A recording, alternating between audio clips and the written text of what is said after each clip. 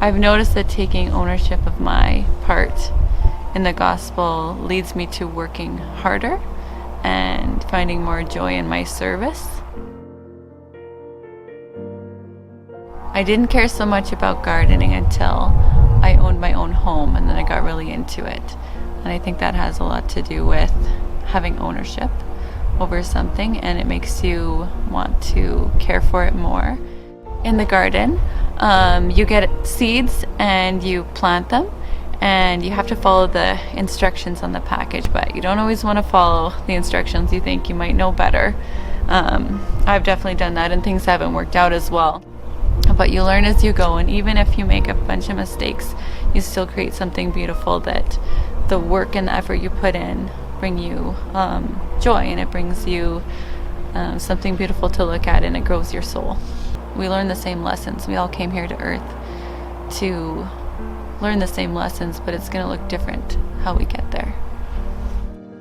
There's a season to everything. Nothing in nature blooms all year. Blooming is not the natural state of things. We got to do a lot of work. We got to pull the weeds. You know, we can do a lot of work today, but it's going to take a long time before our trees are big enough to give us shade.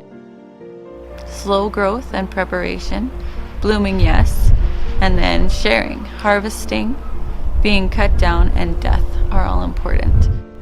When a seed is planted, it has a protective outer coating that needs to be cracked open.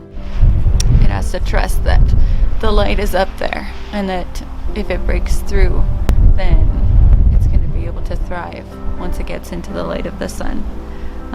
Same with us. We have to face the Son of God, and we have to grow towards Him by trusting that He's there, that heaven is there, and that it will be a good thing for us to push through our challenges.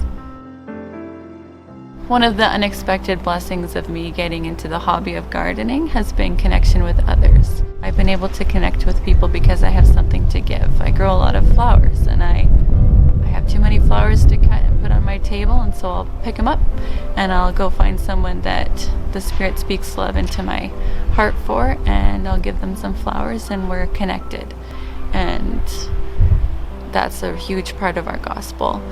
As God blesses me with all my blessings, then I in turn can bless other people.